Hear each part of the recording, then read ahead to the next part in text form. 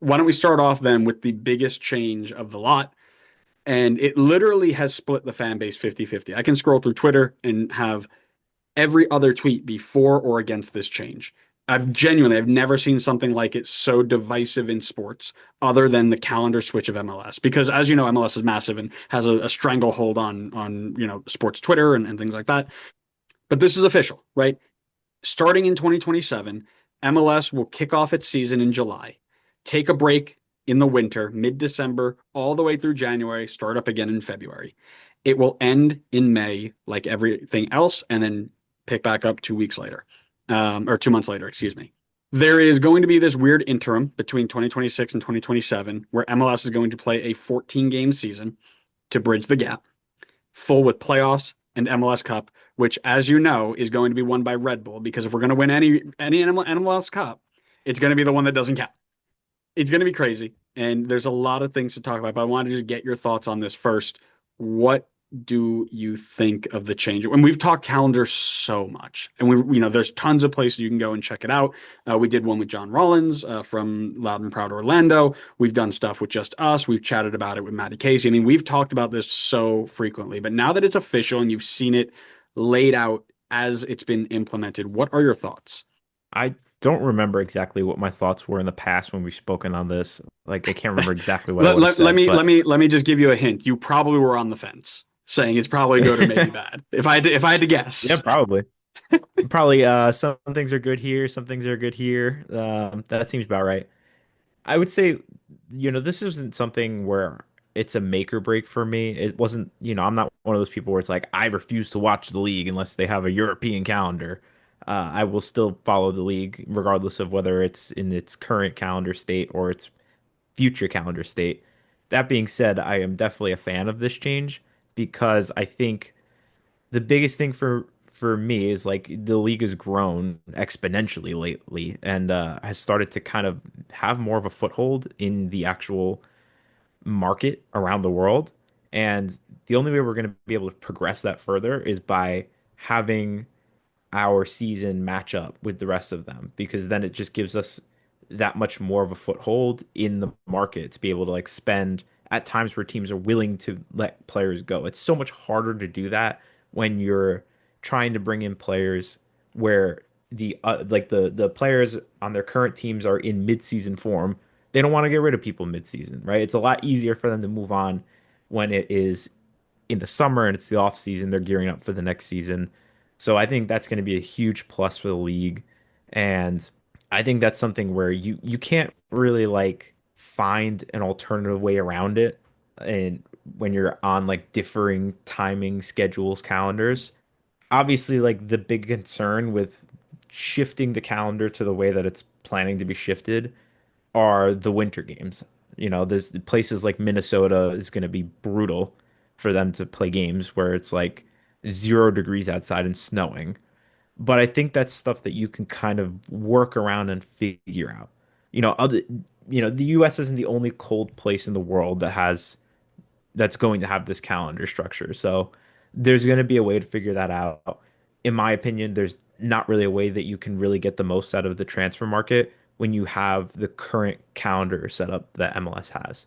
So I think this is a great move for them. I'm happy. I'm really looking forward to like how this is all. It's also going to line up really well with the CBA deal that's going to come up right around the same exact time. So I think a lot of momentum being carried into the next couple of years of big changes heading into 2027, 2028 for this league.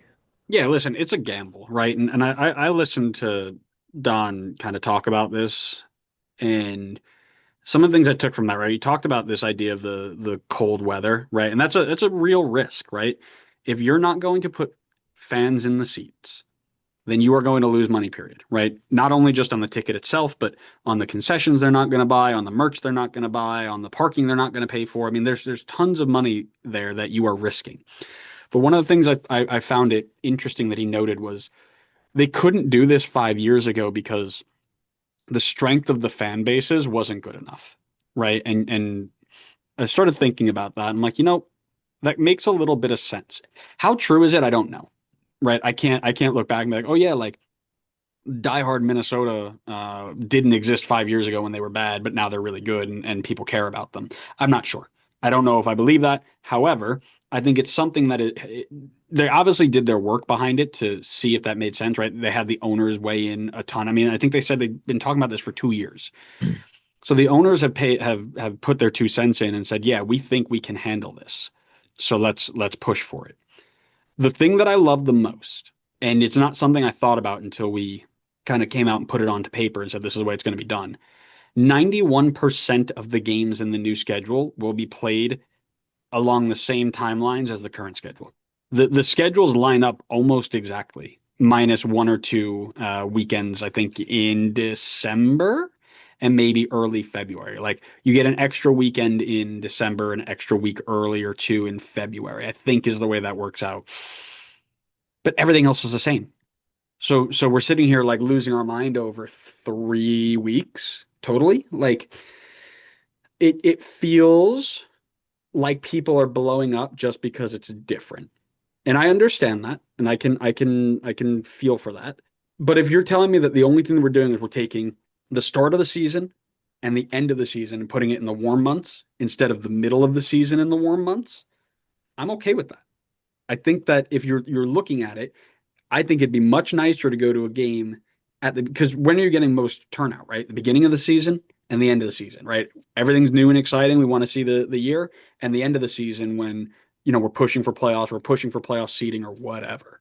Those are when you want the butts and seats because that's when you want all of your crowd support, right? You want to put a good presence out, start good, end good, right? The middle teeters out anyway, whatever. But putting those both in July and May respectively, I think is great. And if you truly trust your fan base to be strong enough to stick it out through those extra winter months in the middle of the season, then you shouldn't have that much of an issue. I just don't see the big issue. And again, the big thing, we've taken MLS Cup and MLS Cup playoffs away from competition with the NFL and college football. Right now, the playoffs are currently going on as we are checking scores for the Jets and seeing how many times they're going to win this year. It's going to be 9, but whatever. Um, Against college football, I mean, like I said, I'm down here in the South. All they talk about is USC football. I mean, I was in Atlanta just this weekend doing some license work, and in between sessions, we're talking about LSU, we're talking about USC, we're talking about Clemson, we're talking about all these college football teams. We talk an ounce of soccer and none of MLS. So moving it out and putting it in another direction could raise the stakes of those games. Another part of this that I hadn't previously thought about as well is it's really going to put an end to this whole conversation of what, like, for CONCACAF Champions League, this whole what if MLS wasn't at the start of their season when we're playing this competition. Well, now we don't have to have this what if. We'll get to see it. Are we truly still behind the ball compared to Liga MX, or was the start of the season actually something that was holding us back? I think that's going to be really interesting to see how that plays out. I mean, I don't think we'll be able, like, that's going to take a few years of the competition to really get a sense of that. I don't think we'll be able to be like, oh, first year, like, even if an MLS side won in the first year, I don't think you could just be like, all right, well, clearly that proves the calendar was holding us back. I think there's more sample size that needs to be there, but will definitely be really interesting to see how that plays out.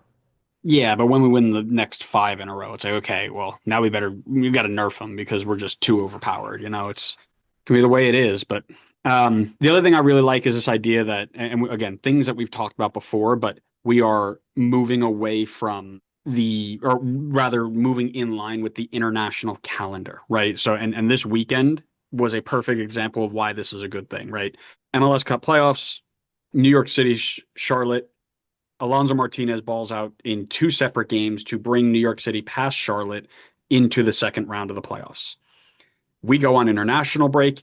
Martinez leaves to go play with Costa Rica. He has now torn his ACL. He is not only out for the playoffs, but he will go into next season, the majority of next season, hurt because the turnaround is so quick in the schedule, right?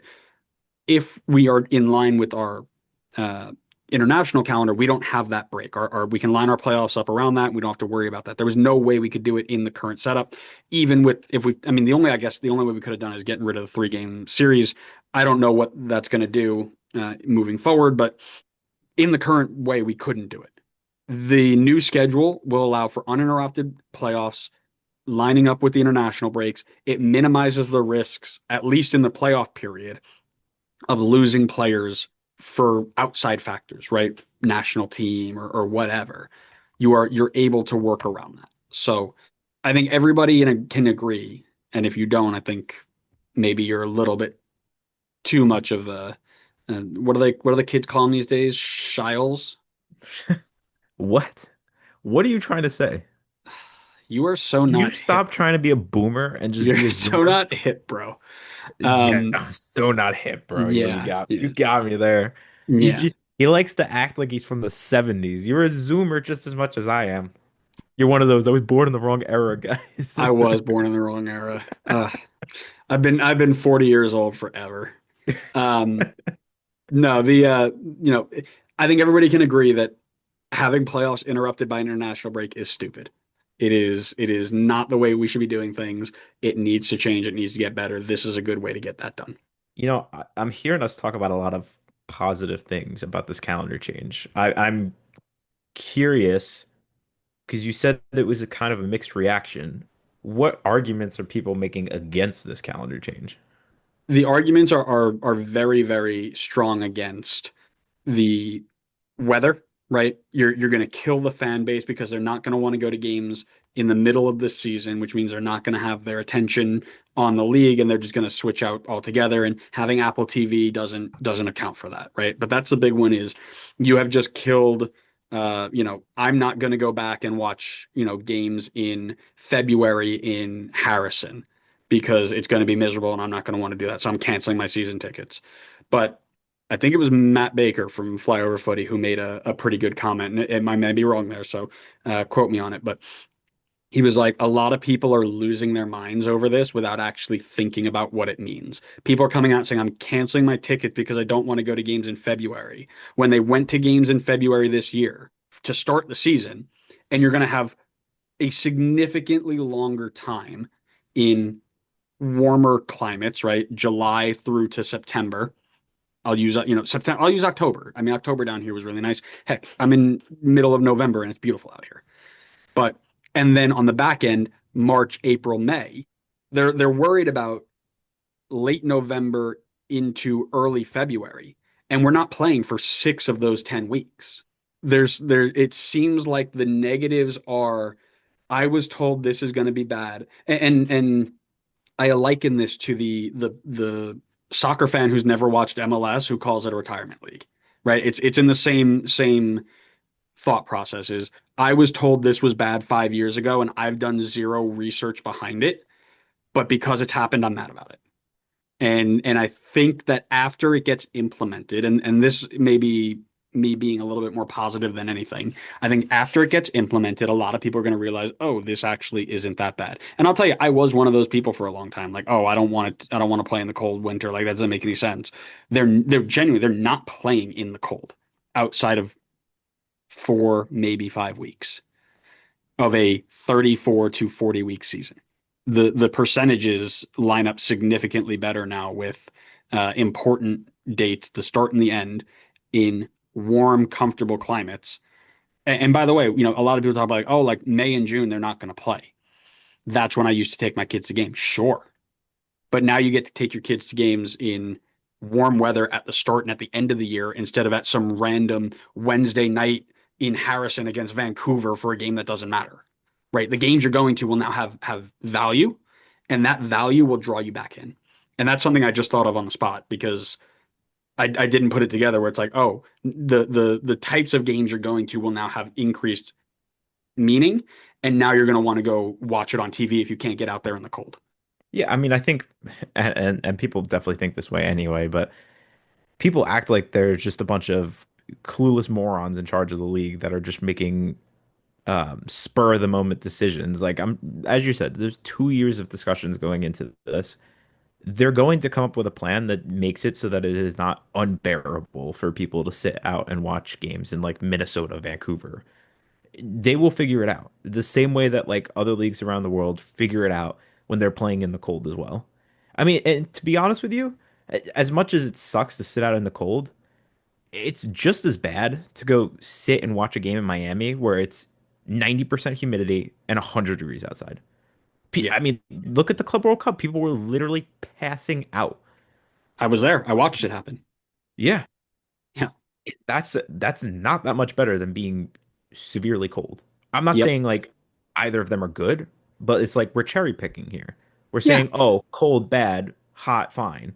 Both of them have really like both extremes are not going to be good for any fan that's watching.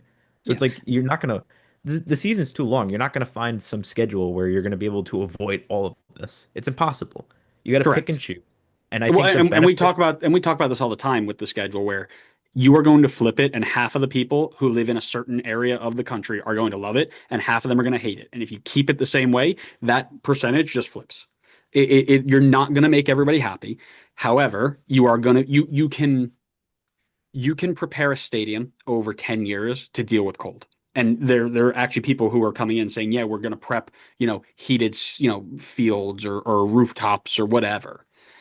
And even you can do the same. I know Atlanta closes the roof and will turn on the AC, and that's fine too. But at the end of the day, just as an individual, you can put a ton of layers on, but you can't take a ton of layers off, right? There is a limit to that. And then also you can use heat warmers and warm drinks and whatever, but dehydration is a nasty thing. And there are certain weather scenarios where you cannot get hydrated enough. And that is a scary thing. It is really, really tough to watch happen, but yeah, you got to keep in mind that that's a real thing, right? And I think that in terms of person safety, and this is going to sound weird to say, but I do think that people underestimate heat significantly more than they underestimate cold. Like if they're going to go to a cold game, 100%. they are going to be decked out. They're going to have gloves and secondary gloves and hats and scarves and whatever. People will show up to a hot game, drink 5 beers, and be like, "Oh, I'm good to go," and then pass out because they're dehydrated extra quickly. It is a it's equally as tough. So there is going to be an argument for there. Yeah, you talked about the lining up of the transfer window too. I agree with you, and we've talked about that for a while. Overall, it's a win for me. I think yeah, it'll be colder. You're gonna have to deal with some weather, sure. I also think that they will likely, and here's where I'll end this area. I think that you will see them go and learn with the punches, right? Similar to the way Apple TV worked, where oh, we're gonna put games all over or we're gonna put every game at 7:30, and we're just gonna play it. And everyone's like, hey, this kind of sucks. So they pivoted off of that, right? There are certain things that they still haven't edited off yet, but they every kind of time you go out and you're like, hey, I don't really like this, they listen, they learn, and they adjust. If they watch this and they realize, ooh, the first 3 weeks of the season we had to cancel, or the middle 3 weeks of that December and February, we had to cancel 7 games because of the snow and the whatever. Well, now those teams are going to either get away games in that time and have more home games on the front or back end, or they find a way to, I can't even think of a way. I think they would just do scheduling better. But Hmm. they will learn from that and make sure it doesn't happen frequently to where this is a non-issue, in my opinion, or maybe in my hope. Yeah, 100%. I agree. Yeah.